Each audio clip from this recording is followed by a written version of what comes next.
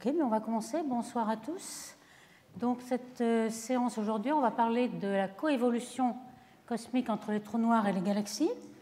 Donc déjà, pour introduire le sujet, vous avez vu plusieurs fois cette relation entre la masse du trou noir et la masse du bulbe d'une galaxie. Dans cette version-là, vous voyez qu'il y a en rouge des galaxies elliptiques, donc des bulbes entiers, finalement, il n'y a que le bulbe, des sphéroïdes avec dispersion de vitesse. Et puis en bleu, vous avez les galaxies spirales. Ce que vous voyez tout de suite, c'est que les galaxies qui sont plus massives et qui sont elliptiques ont une meilleure corrélation entre la masse du trou noir et la masse du bulbe. Alors, je ne sais pas si vous voyez l'échelle, mais ça va de 10 puissance 6, 7, 8, 9, 10. Donc, tous sont à la gamme d'échelle. Alors ici, on peut mettre soit la dispersion de vitesse du bulbe central ou la masse du bulbe. C'est sur deux traceurs de la même chose. La masse du bulbe va comme la dispersion à la puissance 4 en général. Donc, c'est deux indicateurs identiques. Et puis, vous avez en vert quelque chose qui est entre les spirales et les elliptiques, donc les lenticulaires. Alors, ce qu'il faut bien signaler, c'est que ce n'est pas la masse totale qui est corrélée à la masse du trou noir, ce qui aurait pu être simplement une relation de proportionnalité sans grand intérêt, mais c'est seulement le bulbe. Donc, ce qui nous dit que sans doute c'est lié à la fusion de galaxies, puisque les bulbes, les sphéroïdes sont plutôt formés à partir de la fusion de disques. Et puis, c'est surtout un bulbe classique, ce qu'on appelle par classique et pseudo-bulbe. C'est plutôt un bulbe classique sur un sphéroïde, un petit peu comme une petite galaxie elliptique, avec des dispersions de vitesse et des étoiles vieilles, alors qu'on va voir qu'il y a des bulbes qui sont formés à partir du disque et qui sont beaucoup plus jeunes et qui ne marchent pas dans cette corrélation.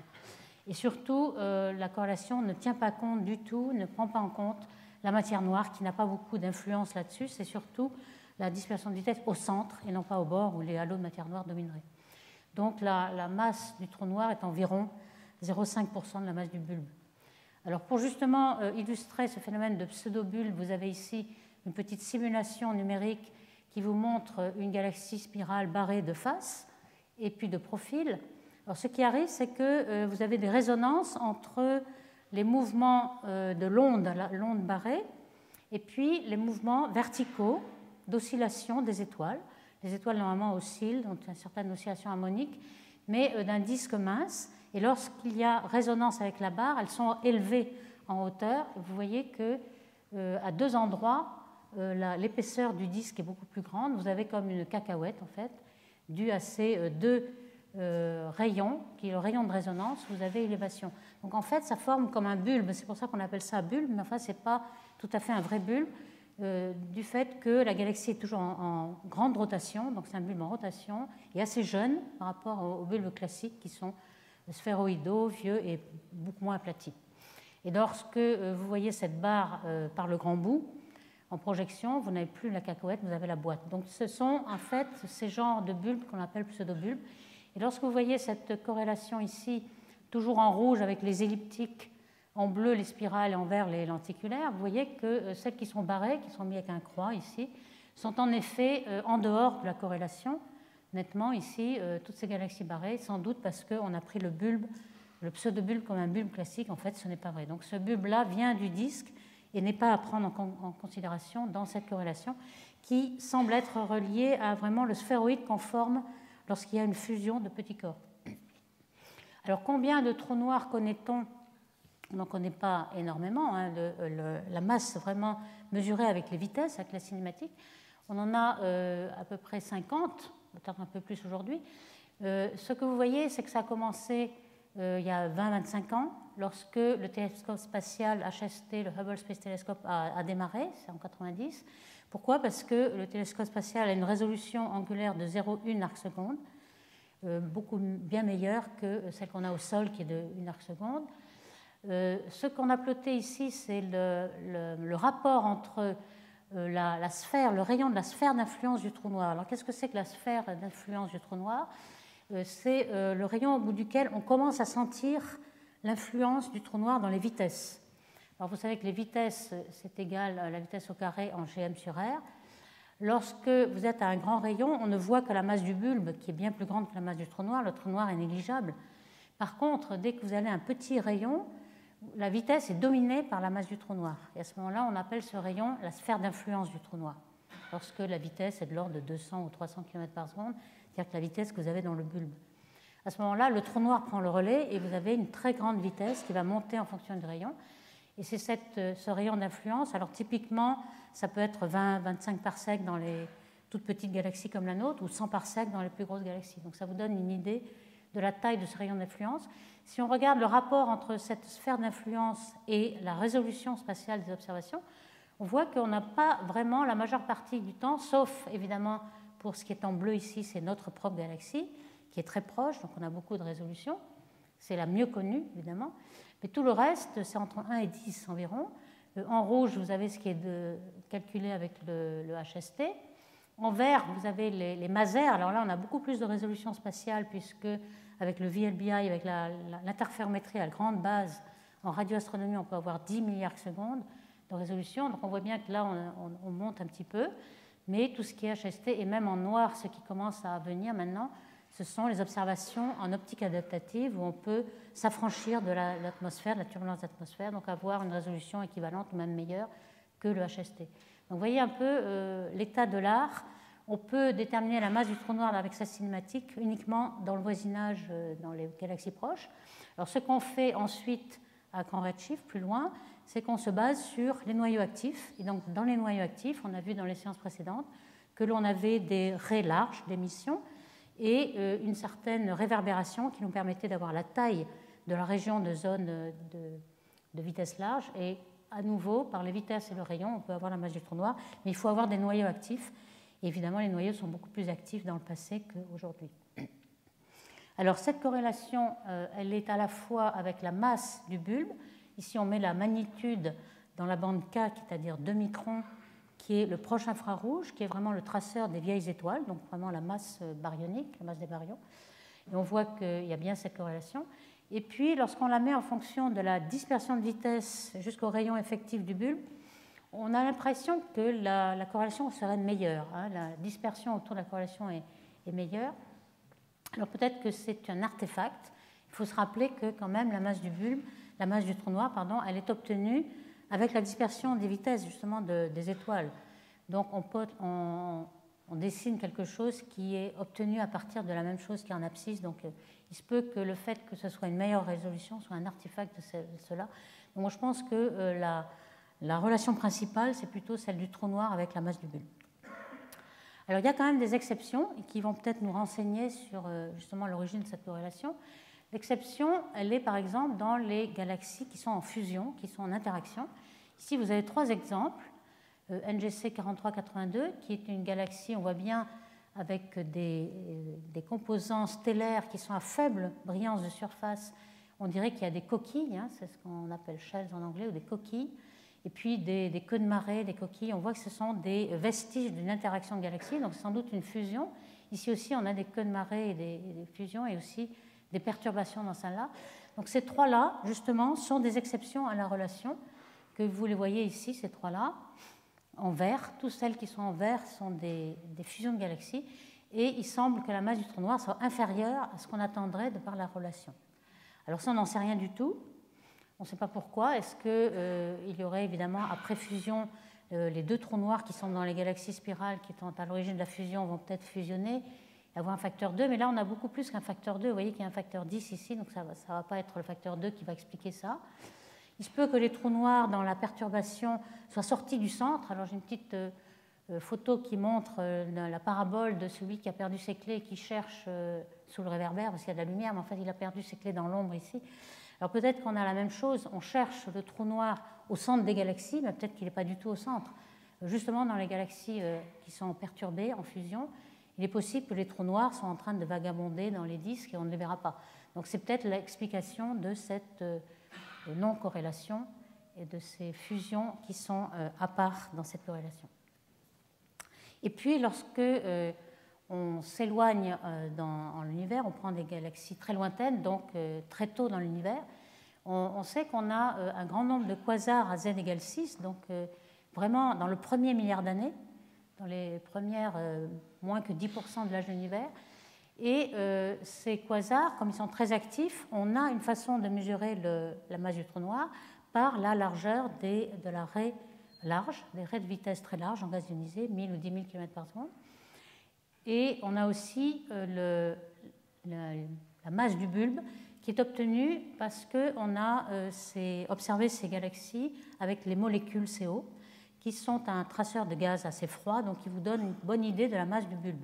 Alors évidemment, il y a des incertitudes, on ne connaît pas vraiment l'inclinaison de disques de molécules qu'il y a. Peut-être elles sont toutes de face, mais enfin quand même c'est difficile à soutenir lorsqu'on a tous les quasars qui sont un petit peu qui sortent de la relation attendue et qui ont une masse de trou noir beaucoup plus grande. Alors ce fait, en attendant qu'il soit un peu plus confirmé, a fait suggérer que peut-être dans la relation trou noir et masse du bulbe, on formait les trous noirs d'abord et puis ensuite le bulbe, c'est-à-dire que les étoiles avaient un certain retard dans la formation par rapport à la formation du trou noir. Ça permettrait d'expliquer par exemple les écarts à cette relation qui sont vus aussi pour des galaxies très très massives au centre des amas de galaxies. Ici, vous voyez qu'on a dépassé la masse de 10 puissance 10. On a des galaxies en vert qui sont des galaxies centrales d'amas, qui sont des galaxies cannibales qui mangent un certain nombre de galaxies dans l'amas et qui semblent avoir un trou noir bien supérieur à ce qu'elles devraient par rapport à leur bulbe ou leur sphéroïde. Alors il se peut que dans l'amas, on ne puisse plus former d'étoiles puisqu'on a beaucoup de gaz chaud qui balayent le gaz froid et qui empêchent la formation d'étoiles.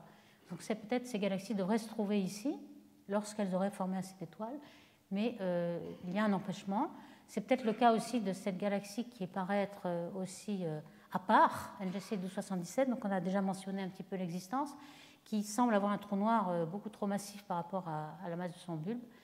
Et en effet, cette galaxie est dans un amas, dans l'amas de Persée, et elle a la particularité d'avoir des étoiles très vieilles, donc aucune étoile jeune en formation, qui pourrait être justement due au fait qu'elle est dans un amas et que le gaz chaud empêche la chute de gaz froid et la formation d'étoiles. Donc peut-être on aura explication de ces écarts à la loi. Alors cette galaxie, justement, on l'a qualifiée d'un trou noir obèse parce qu'elle avait au moins un trou noir de 10 à 100 fois supérieur à ce qu'on attend. Alors, elle est très controversée, et justement, notre séminariste tout à l'heure va peut-être nous dire ce qu'il en pense, mais les premières publications sur cet objet montraient, avec la cinématique des étoiles, une masse qui pouvait être supérieure à 10 puissance 10. Lorsqu'on regarde cette traînée de poussière, on voit qu'il y a peut-être un petit disque de gaz, et en effet, lorsqu'on regarde les molécules de CO avec le télescope du plateau de Bure de l'IRAM, on voit qu'en effet, la raie est très très large et compatible avec un trou noir qui serait entre 0,5 et 1,5 puissance 10, donc compatible, même à un facteur 2 ou 3 près, compatible avec un trou noir assez énorme. Et lorsqu'on le regarde ici, il est en effet par rapport à la masse du bulbe bien au-dessus de ce qu'on attend. Alors évidemment, cela dépend si on prend le sigma, qui est peut-être un peu fort aussi par rapport à la masse du bulbe. Donc cette histoire n'est pas encore résolue et on apprendra mieux peut-être avec d'autres observations. Alors quand on regarde maintenant le rapport entre masse du trou noir et masse du bulbe, je vous ai dit parfois 0,2%, 0,5%. En fait, ça dépend de la masse du bulbe, justement. Pour les petites galaxies, vous voyez que ce rapport masse trou noir sur masse du bulbe varie entre 0,2% et 1%. Donc il est plus efficace de former des trous noirs dans les grosses galaxies que dans les petites. En moyenne, ce serait, si on se place ici, 0,5%. Donc ce n'est pas une relation très très serrée, mais tout de même entre 0,2 et 1%. Alors évidemment, c'est une corrélation, on ne sait pas si c'est une cause ou un effet, quel est le début, est-ce que c'est le trou noir, est-ce que c'est le bulbe. Et justement, on pense que la fusion de trous noirs dans les elliptiques qui ont le plus de masse de trous noirs, les elliptiques sont formées, on le sait, par fusion de galaxies spirales, donc fusion de disques. Et lorsqu'il y a des fusions dans cette théorie de formation hiérarchique, on a un trou noir dans chaque galaxie spirale avec un petit bulbe. Et en général, on a des trous noirs binaires qui vont chauffer le bulbe des étoiles par leur fusion. C'est-à-dire que pour fusionner, il faut qu'ils donnent leur énergie orbitale et leur moment angulaire à toutes les étoiles voisinantes. Donc on va chauffer les étoiles et sans doute former ce qu'on appelle un plateau, un cœur. Alors quand on regarde la distribution de lumière dans une galaxie elliptique, ça remonte à de travaux de De Vaucouleurs, qui est un astronome français qui travaillait au Texas, et qui, pendant très longtemps, sa loi dite en R1K, alors qu'est-ce que ça veut dire, loi en R1K? Ça veut dire que la distribution surfacique de lumière, sigma, elle est en une exponentielle de la loi R à la puissance 1 quart. Donc quand on met ceci en magnitude, on va prendre le log et on va avoir quelque chose en R1 quart. Donc on voit bien que ces lois-là sont très très bien vérifiées. On a des points de mesure et des modèles qui correspondent vraiment. C'est pourquoi cette loi a, pendant des années, été la principale. Elle a été ensuite généralisée par Sersic, qui, vous voyez, au lieu d'avoir 1 quart, on a 1 sur n, donc n peut être variable, et on peut englober comme ça toutes les galaxies à disques, qui ont un disque exponentiel. Si vous faites n égale 1, vous avez un disque exponentiel. Donc on peut mettre sous la même loi des galaxies spirales, des galaxies elliptiques, pourvu qu'n égale 4, etc. Alors parfois, on a des galaxies qui sont très très piquées au centre, et parfois on a un plateau de densité lumineuse, et ce qu'on appelle un cœur en fait. Okay, donc on ne sait pas vraiment à quoi est due la présence de cœurs ou pas. Ici, vous avez deux galaxies elliptiques de même type, E5, et on voit très bien que dans l'une, vous avez un pic de lumière, pas de problème, on a une loi de puissance de la densité de surface de lumière qui croît jusqu'à un très très petit rayon, et dans la deuxième, pas du tout.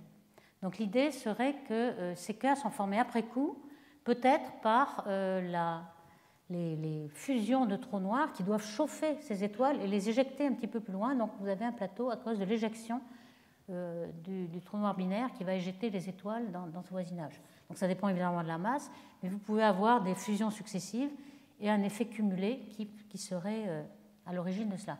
Donc l'existence d'un cœur vous montrerait l'origine du trou noir.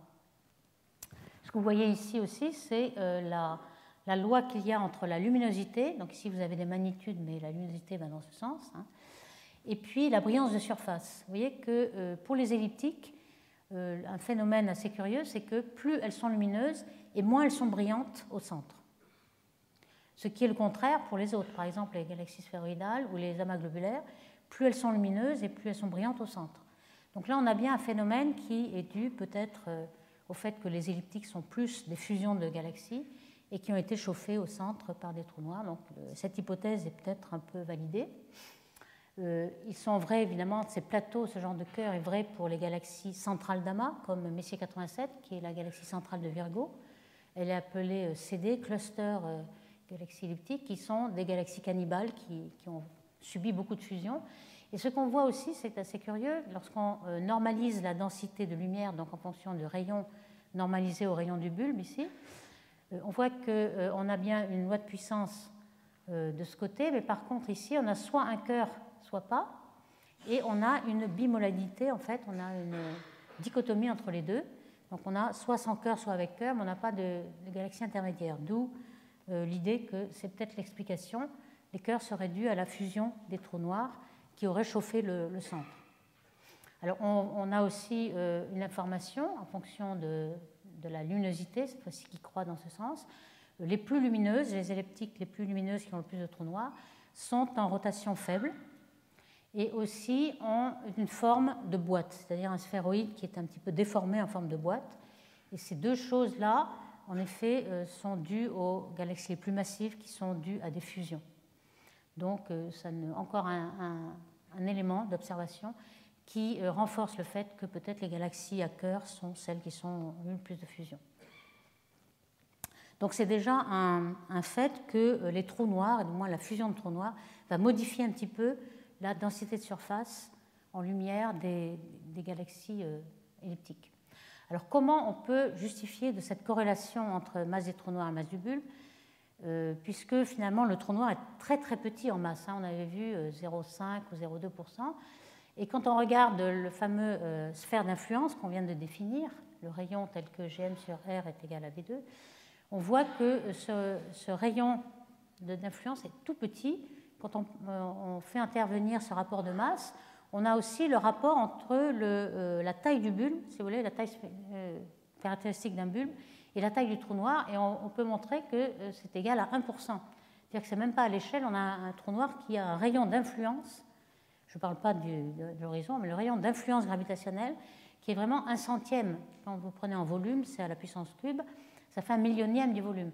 Donc on voit bien que ce n'est pas par ces effets gravitationnels que le trou noir va avoir influence sur le bulbe, et on va pouvoir expliquer ces relations entre masse du trou noir et masse du bulbe. Par contre, lorsqu'on regarde l'énergie qu'il a fallu dépenser pour former le trou noir, alors c'est là qu'on voit un très très grand rapport en faveur du trou noir. Alors on a déjà un petit peu mentionné cette efficacité de rayonnement lorsque une masse M tombe sur le trou noir. L'énergie de masse c'est MC2 et on va récupérer en rayonnement une efficacité epsilon qui est à peu près 10% au maximum. Donc on regarde l'énergie qui a été rayonnée pour la formation du trou noir et on peut montrer que c'est epsilon, donc la masse du trou noir. Alors la masse du trou noir, évidemment, elle est pas seulement MC2 qui est tombé, puisqu'il y a epsilon qui est parti en rayonnement, donc on va avoir 1 moins epsilon, c'est-à-dire 90% restants, vont former le trou noir. Et quand on calcule tout cela, on s'aperçoit, par rapport à l'énergie qu'il a fallu aussi dégager pour former le bulbe, eh bien le rapport, c'est un rapport 400, c'est énorme. C'est-à-dire qu'en se formant, le trou noir a dégagé 400 fois plus d'énergie que l'énergie de cohésion du bulbe. Donc c'est sûr qu'en se formant, il aurait pu perturber énormément le bulbe ou même le détruire si le couplage était très, très important. En fait, le couplage n'est pas très important. Le couplage du trou noir est surtout sur le gaz qui est au voisinage, pas tellement sur les étoiles. Mais c'est certainement du côté de la formation du bulbe et de cet effet de rétroaction qu'il va falloir chercher et qu'on va pouvoir comprendre pourquoi il y a une relation si étroite entre masse du bulbe et masse du trou noir. Et puis, on peut aussi vouloir essayer de savoir si ces trous noirs, quand ils se sont formés, alors on sait qu'ils se sont formés surtout dans la première moitié de l'âge de l'univers. Aujourd'hui, il n'y a pas beaucoup de quasars très, très actifs. Il y a des petites galaxies de Seyfert qui sont des tout petits quasars et surtout, il y a des trous noirs très massifs mais silencieux. Alors, la plupart de l'activité des noyaux actifs, des AGN, a eu lieu dans les premiers 20% de l'âge de l'univers. Ce qu'on voudrait savoir, si c'est toute l'énergie qui a été émise par ces quasars, qu'on peut mesurer aujourd'hui, puisqu'on peut remonter jusqu'au début de l'âge de l'univers, est-ce que toute cette énergie-là correspond à toute la masse des trous noirs qu'on a? On devrait avoir une correspondance. Et si la correspondance n'est pas bonne, c'est soit on se trompe, soit les trous noirs n'ont pas rayonné autant qu'on croit, ou soit ils sont obscurcis, etc. Et on peut aussi se servir du rayonnement de fond. Si on n'a pas tout mesuré, il y a un fond cosmique de rayonnement, qui soit en infrarouge, en optique ou en rayons X surtout, qui sont dus aux AGN. On va essayer de faire un bilan pour savoir si on retrouve l'énergie qui a été émise lorsqu'on a formé le trou noir et la masse des trous noirs aujourd'hui. Alors pour cela, il nous faut une fonction de masse des trous noirs. Voici un petit peu le genre de fonction. C'est la fonction qui est le nombre de trous noirs d'une masse donnée. On va l'appeler phi. Cette fonction, elle a cette tête-là. Donc on a beaucoup plus de petits trous noirs, bien sûr, que de gros trous noirs. On a cette forme-là.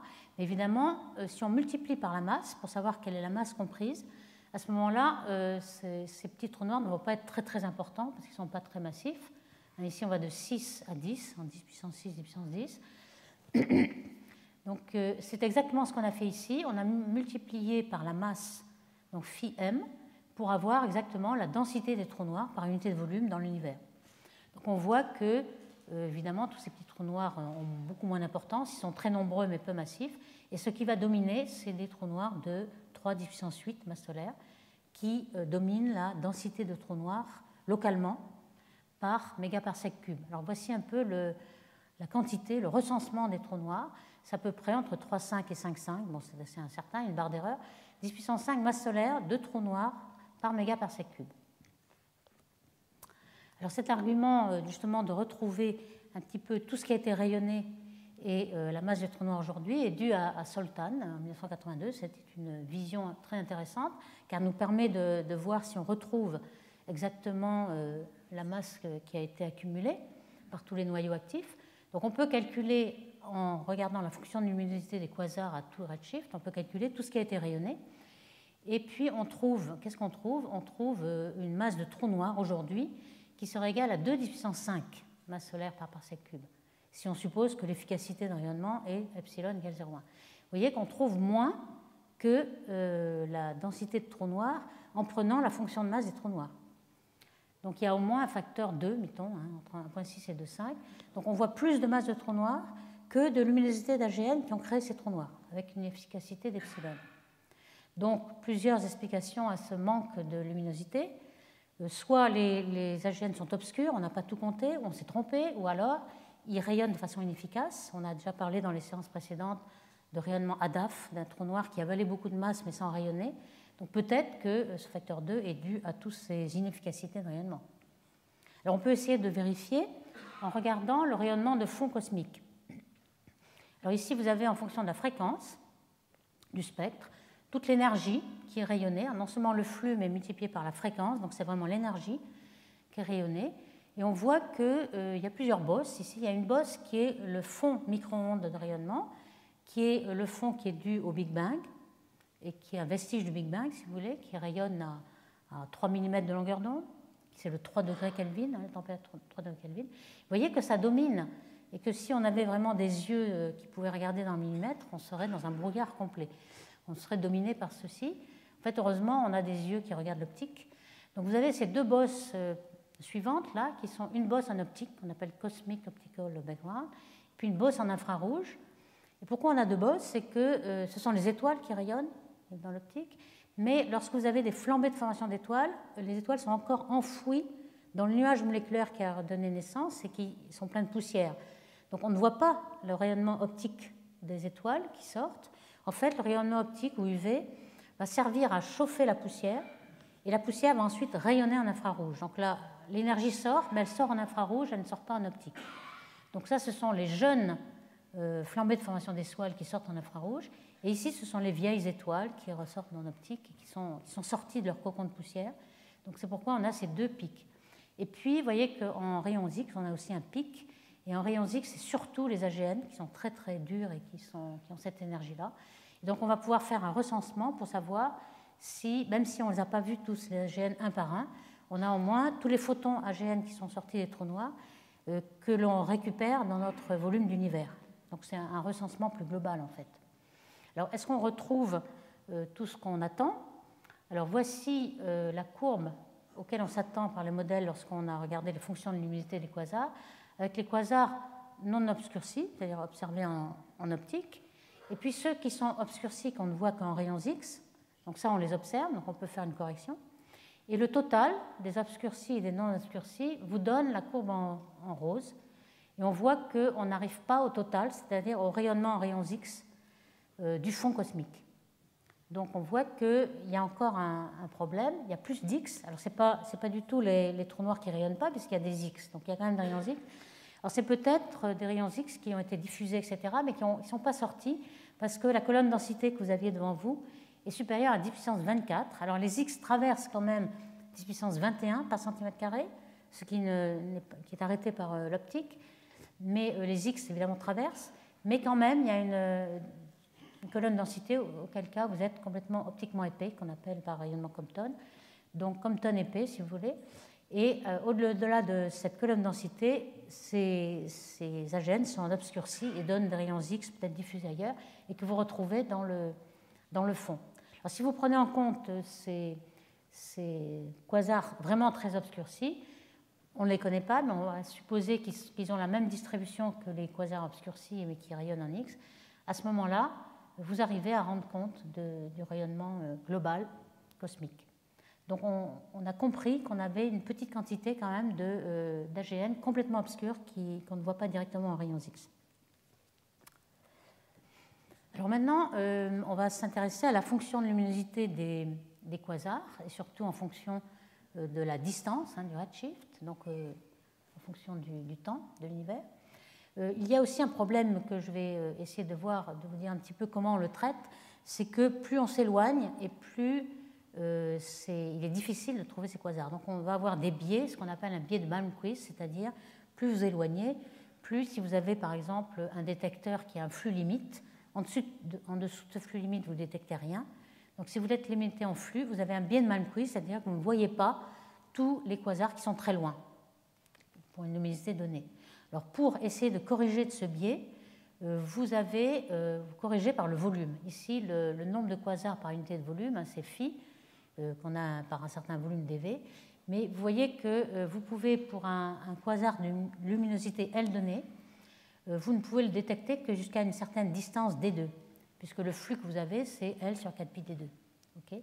Donc vous pouvez calculer le volume, avec ce D2 ici, le volume maximum dans lequel vous pouvez détecter un quasar de luminosité L. Et à ce moment-là, vous pouvez renormaliser votre fonction que vous observez avec ce rapport Vmax sur V. Évidemment, Vmax c'est plus petit que V. Et donc, vous pouvez corriger à la hausse tous ceux qui pourraient avoir un biais de Malmquist. C'est juste un petit détail, mais pour vous montrer qu'on essaie de quand même de se prémunir de tous ces biais qu'on peut avoir lorsqu'on est à grand redshift pour un flux limité. Alors, une fois que l'on a fait tout ça, on trouve une fonction de luminosité des quasars, donc le nombre de quasars de luminosité donnée, qui varie de cette forme-là, c'est-à-dire avec 2 lois de puissance. Ce qui est intéressant, c'est que c'est complètement différent, enfin complètement, un petit peu différent de la fonction de luminosité des galaxies elles-mêmes. La fonction de galaxie, c'est la loi de Schechter, dite, qui est une fonction, d'abord une loi de puissance pour les faibles luminosités, et puis ensuite une coupure exponentielle, que vous avez là, ici, c'est-à-dire au-dessus d'une luminosité L star, on ne voit plus de galaxies, en quelque sorte, et ça tombe vraiment très brutalement, de façon exponentielle. Alors que les quasars puissants, on les voit toujours, hein, ça ne descend pas aussi rapidement, on a une autre loi de puissance qui est plus pentue que la première, mais on a plutôt 2 lois de puissance et non pas une loi exponentielle. Alors c'est ça qu'on va essayer de voir comment ces lois de puissance varient en fonction du redshift. Ici, vous avez donc la loi fonction de luminosité, donc le nombre de quasars en fonction de la luminosité, x, ici, et puis à divers redshifts. Ici, c'est un petit redshift, 0, 0,2, 0,4, jusqu'à 3 à 4. Et vous voyez que cette fonction-là évolue. Alors, on l'a retracée à z égale 0, on l'a retracée en rouge pour mieux voir la différence. Hein. En rouge, c'est celle-là, à z égale 0. Et on voit qu'au départ, on a une augmentation en densité, on a plus de quasars tout d'un coup par ici, et puis ensuite on a des quasars plus lumineux. Ça se décale un petit peu vers la droite, donc plus de luminosité, et puis ça se décale aussi vers le haut, plus de quasars.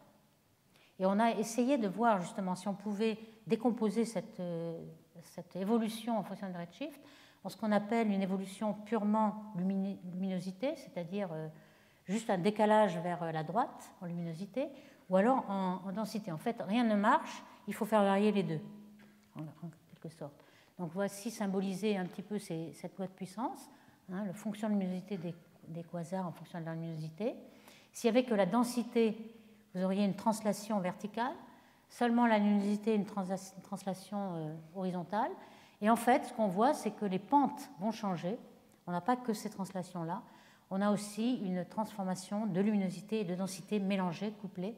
Donc c'est un peu plus complexe et ça va nous renseigner sur l'évolution de ces quasars en fonction du redshift. Parce qu'il faut bien regarder que cette fonction phi, là, en fonction de la magnitude ou de la luminosité, c'est une fonction à trois dimensions, hein, redshift ou luminosité. Ce qu'on voit en redshift est un petit peu plus complexe que ce qu'on voit en luminosité. Ici, vous avez 0,5, donc quelque chose d'assez proche. Et puis 1,5, donc vous commencez à augmenter le nombre de quasars, jusqu'à 2,5, et puis ensuite ça retombe. Vous voyez que 3,5 et 4,5. Ça veut dire que vous avez un pic, sans doute, vers z égale 2, du nombre de quasars, et puis ça retombe. Ici, par contre, en luminosité, pour un redshift donné, vous avez beaucoup de quasars de faible luminosité, ici, puis ensuite on accroît la luminosité, ça va toujours dans le même sens. Donc vous avez ces deux loi des quasars qui doivent piquer à z égale 2 et puis par contre en luminosité monotone.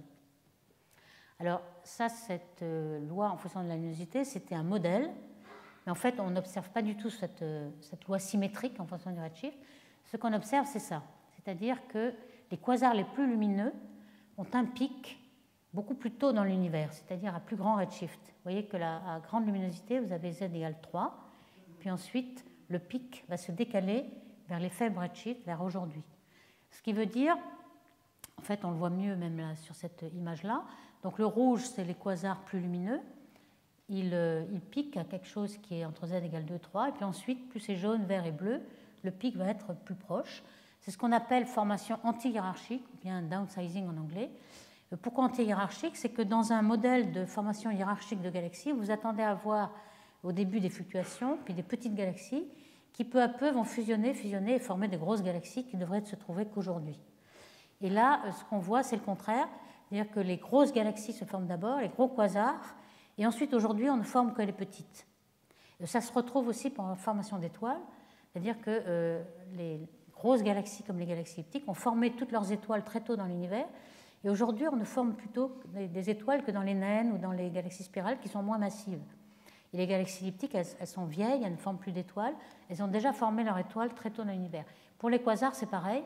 On a cette formation anti-hiérarchique et il faut comprendre pourquoi. On a vu que les pentes devaient varier. Alors voici la variation des pentes. La pente alpha, c'est la première à faible luminosité. En fonction du redshift, elle tend vers 0, c'est-à-dire que la luminosité tend à être plus plate. Et ici aussi, ça tend vers 0, donc c'est plus plat à grand redshift, alors qu'à plus redshift, c'est assez pentu.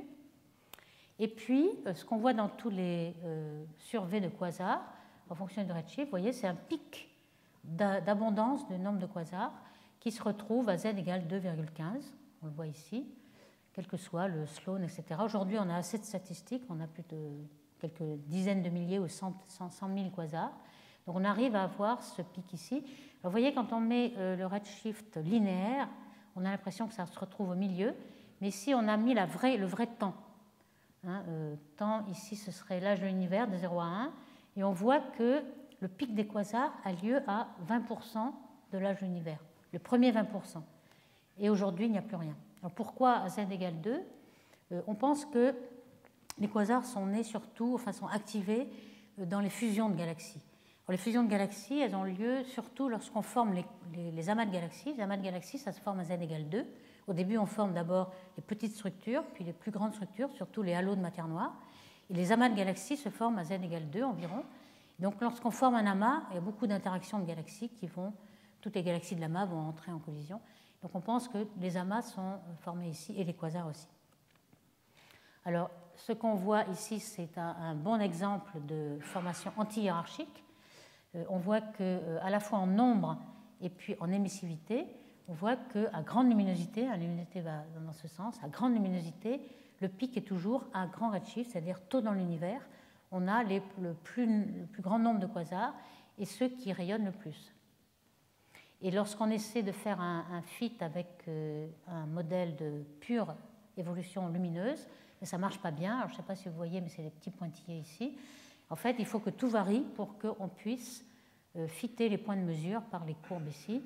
Il faut faire varier non seulement le nombre de quasars, mais aussi leur luminosité en fonction du redshift. Ici, on voit un papier encore plus récent qui est un petit peu plus précis. On voit l'évolution en redshift et puis l'évolution en luminosité. Donc, toujours les quasars les plus lumineux qui sont à grand redshift. Aujourd'hui, il n'y en a pas beaucoup. Aujourd'hui, ce qu'on voit, c'est les petits. Et pour avoir un bon fit, il faut faire varier à la fois la luminosité et le nombre, la densité de quasars évolue. On le voit aussi dans la masse des trous noirs ici, en fonction de Z. Vous avez ici les petits trous noirs, à la masse du trou noir ici. Petits trous noirs, ils n'ont 100% ou 90% de leur masse que très tard. On voit que les gros trous noirs, ils obtiennent déjà la moitié de leur masse à z égale 2, puis après ça stationne, c'est-à-dire qu'ils ne croissent plus. Donc toute l'histoire de croissance des gros trous noirs, c'est très tôt dans l'univers. Et aujourd'hui, les trous noirs qui croissent, qui font des petits noyaux actifs, ce sont les tout petits. Donc c'est vraiment anti-hiérarchique, les gros d'abord et puis les petits ensuite. Donc pourquoi ? Sans doute les trous noirs très très massifs, ils sont dans un grand halo très profond et sont très efficaces à se former. Les surdensités qui ont un temps de chute libre très court. Et puis ensuite les autres, ils sont sans doute perturbés parce que les supernovae peuvent éloigner le gaz et avoir un certain effet de rétroaction. Ils mettent un très grand temps à se former et c'est juste aujourd'hui qu'ils vont se former. Alors comme je l'ai dit, le modèle qui marche le mieux et qui est le plus adopté est que les quasars, donc les noyaux actifs, sont activés dans les fusions entre les galaxies. Donc vous avez une simulation ici de Hopkins et collaborateurs, où vous avez une fusion entre deux galaxies spirales. Vous avez diverses époques ici.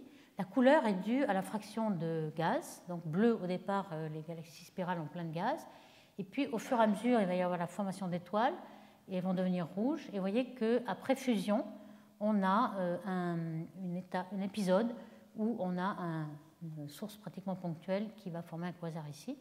Donc ce genre de simulation permet de mieux voir comment sont alimentés les trous noirs et de mieux voir un peu, d'interpréter les courbes de lumière. Alors ce que vous avez ici, c'est 4 étapes de cette fusion, de cette simulation de fusion entre les deux galaxies. Et les 4 petits carrés rouges ici correspondent aux époques. Et donc ici, il y a un petit pic secondaire qui correspond au fait où les deux galaxies sont au péricentre de leurs orbites. Donc il y a du gaz qui est précipité vers le centre. Et puis ensuite, les 2 pics ici, qui sont la luminosité maximum du quasar, sont lors de la fusion vraiment des 2 galaxies. Et puis plus tard, ça commence à avoir un petit pic secondaire ici, mais enfin beaucoup plus petit. Donc là, on peut savoir, en fait, on se rend compte que le trou noir ne rayonne pas comme on pensait, c'est tout soit on ou off, hein, c'est le modèle qu'on appelle le modèle de l'ampoule, hein, on pourrait dire en français. C'est-à-dire qu'une ampoule qui est allumée ou éteinte et qui rayonne, lorsqu'elle est allumée, au maximum de sa luminosité, donc c'est-à-dire la luminosité d'Eddington. C'est un modèle très simple qui avait été fait jusqu'à présent. On suppose que le noyau est alimenté par le gaz, va rayonner à la luminosité d'Eddington, puis ensuite sera off parce qu'il n'y aura plus de gaz. Et en général, cette durée de vie était de l'ordre de 100 millions d'années et on avait accumulé toute la masse du trou noir. En fait, on s'aperçoit que non, que c'est beaucoup plus distribué, c'est-à-dire qu'on peut en effet atteindre le pic de luminosité, la luminosité d'Eddington, mais il y a une grande partie du temps, le trou noir est quand même alimenté avec une luminosité qui est la moitié ou le tiers de la luminosité maximum.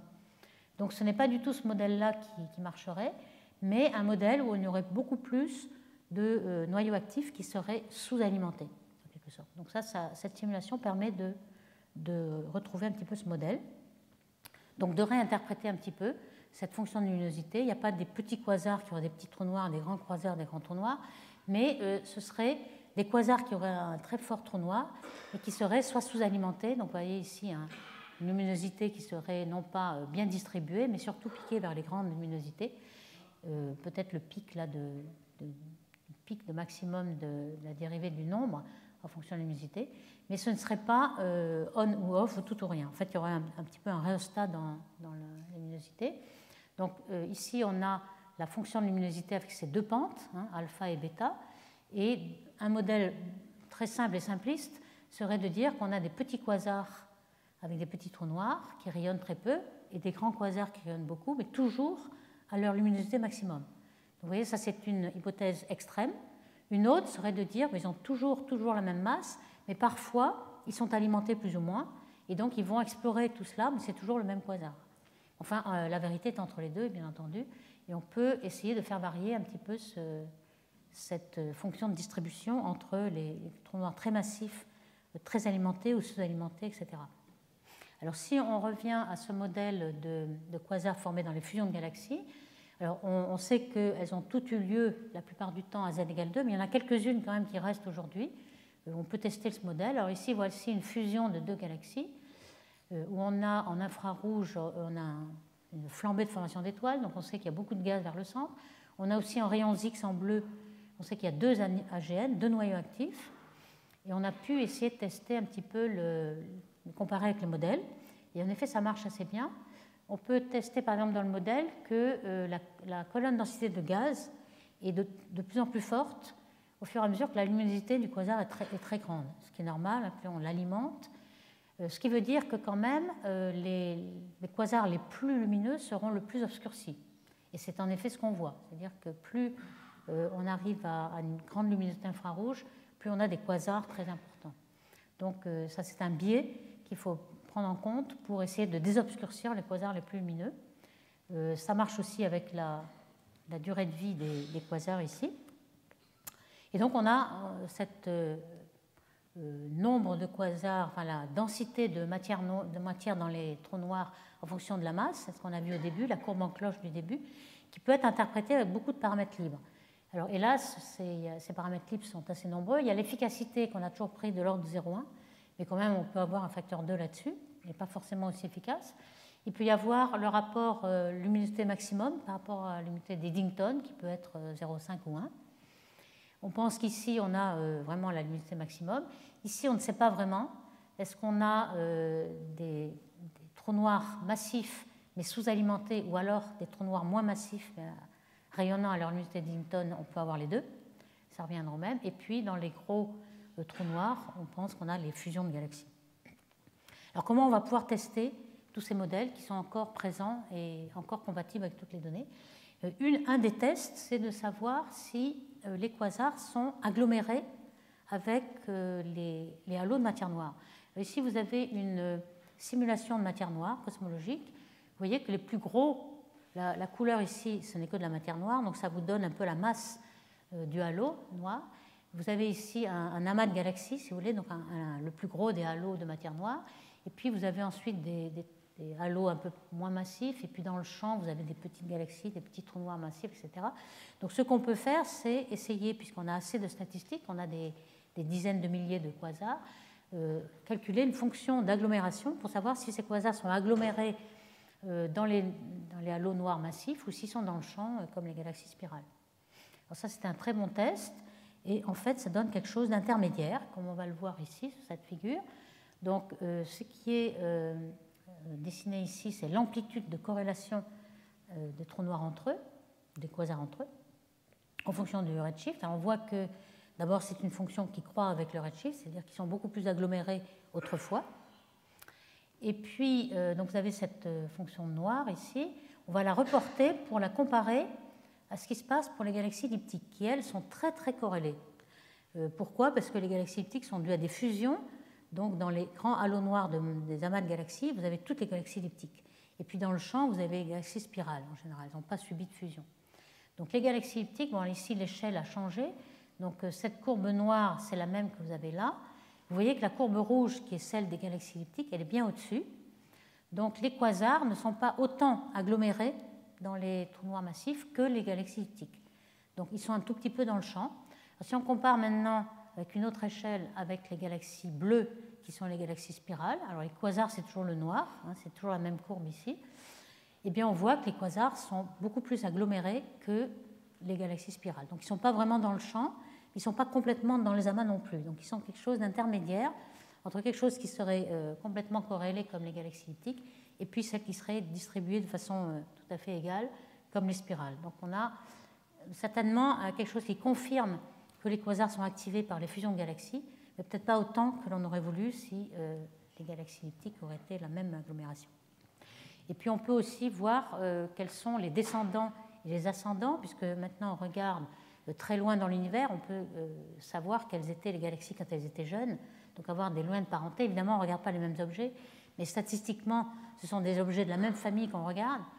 Donc ici, vous avez cette même amplitude de corrélation, mais avec la luminosité. Alors évidemment, les galaxies les plus lumineuses, les galaxies elliptiques, sont plus agglomérées, donc on s'attend bien à ce que ça augmente. Mais on a ici des galaxies de type early, c'est-à-dire des lenticulaires et des elliptiques, qui ont des symboles pleins, et puis des galaxies spirales, de type tardif ici, qui sont les symboles creux, si vous voulez, non pleins. Vous voyez que les quasars qui sont là sont beaucoup plus semblables aux galaxies elliptiques qu'aux galaxies spirales. Donc cette fois-ci, c'est vraiment, au point de vue amplitude et luminosité, ça ressemble beaucoup plus aux elliptiques, donc se retrouvent dans des halos très massifs. En moyenne, les quasars habitent des halos de 4 puissance 12 masses solaires de matière noire. Pour vous donner une comparaison, la Voie lactée, c'est plutôt 10 puissance 12 masses solaires de matière noire, c'est une spirale, donc c'est plutôt dans les elliptiques et les halos noirs massifs. Alors, comment on forme maintenant les trous noirs très tôt? On a vu que dans la distribution des quasars, on avait beaucoup de trous noirs à z égale 6, des quasars à z égale 6. Et ça, c'est un gros problème, puisqu'on n'a même pas 1 milliard d'années pour les former. Alors, il y a deux hypothèses. Soit on forme des étoiles qu'on appelle POP3, population 3, très très massives, qu'on ne voit pas aujourd'hui. Aujourd'hui, on voit des étoiles de population 1, qui sont appelées parce qu'elles sont très jeunes. Elles sont dans le disque de la Voie lactée, par exemple. Les étoiles de POP1 sont associées au gaz, donc elles viennent de se former à partir du gaz. Et puis les populations 2, c'est les galaxies qui sont dans le bulbe, dans le halo des étoiles plus vieilles, en quelque sorte. Et puis la POP3, c'est une catégorie qu'on imagine se former au début de l'univers, mais qu'on ne voit pas aujourd'hui. Elles sont toutes éteintes, si vous voulez, elles sont toutes exposées en supernovae. Alors pourquoi elles sont plus massives qu'aujourd'hui? Aujourd'hui, on a des étoiles qui ne sont jamais plus grandes que 100 masses solaires, parce qu'il y a de vents stellaires qui éjectent le gaz. À cette époque-là, on pense que le gaz était beaucoup plus chaud, parce qu'il n'y avait pas de formation, ce qu'on appelle de métaux. Alors métaux en astrophysique, c'est des éléments lourds qui sont aussi lourds que le carbone, l'azote et l'oxygène, le CNO. On ne va pas jusqu'au fer, hein, on n'appelle pas métaux les vrais métaux, mais tous ces métaux qui sont formés dans les étoiles, alors évidemment, comme ce sont les premières étoiles qui se forment, il n'y a pas de métaux. Il n'y a que de l'hydrogène, de l'hélium qui s'est formé dans le Big Bang et quelques autres petits éléments légers, mais il n'y a pas de métaux. Et ces métaux, ce sont des refroidissants du gaz. Lorsqu'on a des raies de C, de C1, etc., ce sont les métaux qui rayonnent et qui peuvent refroidir le gaz. Donc si le gaz ne peut pas se refroidir parce qu'il n'y a pas de métaux, à ce moment-là, la pression, le gaz est très chaud et la pression supporte ce gaz, il ne va pas se fragmenter en former d'étoiles. Il faudra une masse beaucoup plus grande pour qu'il s'effondre pour former une étoile. Donc on va attendre 1000 masses solaires pour former une étoile, alors qu'aujourd'hui, avec les métaux, on peut attendre une masse solaire pour former une étoile. Donc on s'attend à ce que ces étoiles du début de l'univers soient beaucoup plus massives. Alors lorsqu'elles explosent en supernova très vite, évidemment, puisqu'elles rayonnent beaucoup, elles vont avoir déjà un trou noir de 100 masses solaires, par exemple, au lieu de quelques masses solaires aujourd'hui. Donc c'est peut-être ces graines de trou noir qui vont nous permettre d'arriver à 10 puissance 9 masses solaires de trou noir à moins d'1 milliard d'années après le Big Bang, vu que, comme vous le savez, la luminosité d'Eddington est proportionnelle à la masse du trou noir. Donc plus un trou noir est gros, plus il va avaler de masse, donc il va croître de façon rapide, alors que le début sont difficiles en fait. Les petits trous noirs ont du mal à commencer. Puis ensuite, dès qu'on a beaucoup de masse, à ce moment-là, ça va beaucoup plus vite. Donc le tout, c'est d'avoir une graine qui soit assez massive. Et on voit que ça ne va pas suffire, parce qu'on voit beaucoup de quasars à z égale 6. On pense qu'il est possible qu'on ait aussi un effondrement direct d'une grande boule de gaz, comme par exemple symbolisé ici, et qui ne se fragmenterait pas en petites étoiles. Alors pourquoi ?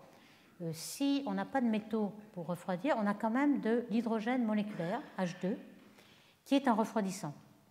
Au début, à grande température, on a le gaz atomique, mais ensuite on forme du gaz moléculaire, et ce gaz moléculaire peut refroidir le gaz jusqu'à 100 K par exemple.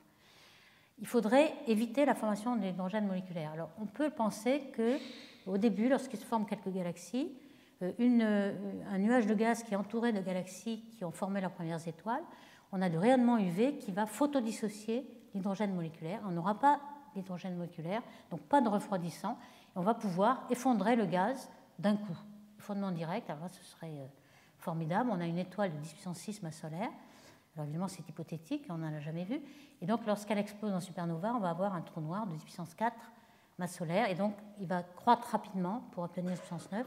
Et là, on n'a plus aucun problème pour former des quasars à z égale 6, parce que sinon, voici des petits calculs un peu analytiques du temps qu'il faudrait pour former une masse solaire à z égale 10 puissance 9 masse solaire à z égale 6. Ici, vous avez la masse du trou noir. Et pour obtenir 10 puissance 9, il faudrait commencer à z égale 20 ou 30, c'est-à-dire presque tout près du Big Bang. Ici, vous avez le temps à z égale 6, on est à peu près à 800 ou 1 milliard d'années après le Big Bang. Donc il faudrait attendre même pas quelques millions d'années après le Big Bang pour former les premiers trous noirs. Ce n'est pas possible. Alors il y a deux hypothèses ici, soit un nuage de gaz qui est piqué au centre, mais ça, ce n'est pas très réaliste. Le gaz va se refroidir et on aura plutôt une sphère isotherme. Mais dans tous les cas, ici, on n'arrive pas à former des trous noirs de puissance 9. Et dans tous les cas, il nous faut des graines très, très grosses. Donc on voit qu'on a besoin de ce phénomène d'effondrement direct. Alors quand on remonte dans le temps pour la formation des trous noirs, Martin Rees, qui est un astronome anglais très célèbre, avait fait un petit schéma à l'époque, mais vraiment très tôt, 10 ou 14 ans après la découverte des quasars, pour savoir comment on formait un trou noir très massif. On voit qu'il y avait des idées qui sont les mêmes qu'aujourd'hui, un nuage de gaz qui s'effondre directement en trou noir massif, qui passe peut-être parfois en des étoiles supermassives, on va voir pourquoi, ou alors un amas d'étoiles qui peut, par des évolutions et des collisions entre étoiles, former aussi un trou noir massif. Il avait même pensé, je ne sais pas si vous le voyez, c'est écrit en tout petit, qu'on pouvait à certaines étapes former des 3 trous noirs qui, par effet de fronde, allaient éjecter tous ces trous noirs et on s'arrêtait là sans arriver au trou noir massif. Et quand on regarde la mise en forme 32 ans plus tard, donc en 2010, de Begelman et Rees, on voit que ce schéma est toujours là. Il a quand même été un peu remanié, mais ce schéma est toujours là. On a un nuage de gaz qui peut s'effondrer directement et former un trou noir supermassif. Ça, c'est toujours cette hypothèse est là. On n'a jamais pu la vérifier, mais elle est encore là. ou alors on peut former des étoiles supermassives ici, ou bien des amas denses d'étoiles qui, après évolution, vont aussi avoir un cœur qui s'effondre en trou noir, etc. On a toujours le problème de la fronde des trois petits trous noirs qui s'éjectent par effet de fronde et qui perdent leur trou noir. Et puis des amas d'étoiles tellement massives qu'elles explosent en supernova et deviennent des étoiles neutrons qui redeviennent trous noirs, etc. Donc on a un nombre d'hypothèses qui sont toujours étudiées aujourd'hui. Alors pour l'effet de fronde que j'ai mentionné ici, c'est assez intéressant, on n'en voit pas beaucoup, mais on en a vu au moins un ou deux. En voici un, on en parlera un peu plus la semaine prochaine, lorsqu'on parlera de trous noirs binaires. Mais on a vu un de ces galaxies en interaction. Vous voyez ici en jaune, c'est une galaxie vue par le HST. Et puis en bleu, vous avez le rayon X. Donc on voit qu'il y a deux noyaux ici qui émettent en rayon X, deux noyaux actifs. Et la particularité de ces deux noyaux qui sont actifs est qu'il y en a un qui est animé avec une vitesse très grande, 1200 km/s, par rapport au deuxième trou noir dans la galaxie. Donc comment est-ce possible? C'est peut-être justement un de ces cas de fronde où on avait peut-être trois trous noirs au départ et il y en a un qui a été éjecté, ou alors aussi, lorsque ces trois trous noirs, il y en a deux qui ont fusionné, si jamais les spins de ces trous noirs ne sont pas alignés, les ondes gravitationnelles qu'ils émettent ne sont pas symétriques, et donc l'émission d'ondes gravitationnelles d'un seul côté fait reculer la paire, et on a peut-être ce recul qui peut être, en théorie, de l'ordre de 1200 km/s. Donc c'est un cas où on perdrait le trou noir. Donc ce seraient ces cas qui empêcheraient de trouver une bonne corrélation entre masse du bulbe et masse du trou noir, par exemple. Donc ces cas-là devraient être rares. Il faudrait qu'on les évite si on veut avoir une bonne corrélation. Donc je vais finir dans les quelques dernières slides pour montrer qu'on a simulé, en fait, on a essayé de simuler les divers parcours de formation de ces trous noirs. On a dit que soit il y avait les populations 3, les étoiles massives de population 3, mais très peu massives, sans masse solaire comme trou noir, ou alors le gaz se refroidit, on a soit une énorme étoile, ou soit un amas d'étoiles qui évolue. Alors on va voir comment ça a pu être, ces trois parcours ont pu être simulés. Le premier a été simulé avec une simulation tout à fait physique, avec de l'hydrodynamique, avec de la matière noire et du gaz et des étoiles. Ici on voit quelques époques de cette simulation cosmologique qui a été faite par Tom Abell et collaborateurs. À des croisées de filaments, on a des petites galaxies qui se forment et des premières étoiles. Et puis on peut faire un zoom de la densité. Ici vous avez 6 kg par sec, 600, 6 par sec et 0,06 par sec. Et vous voyez que le gaz, en effet, ne se fragmente pas. On arrive à avoir un gaz assez chaud pour ne former qu'une seule étoile, et une étoile qui va devenir une population 3 et assez massive. Vous voyez ici la température qui est assez chaude de l'autre côté.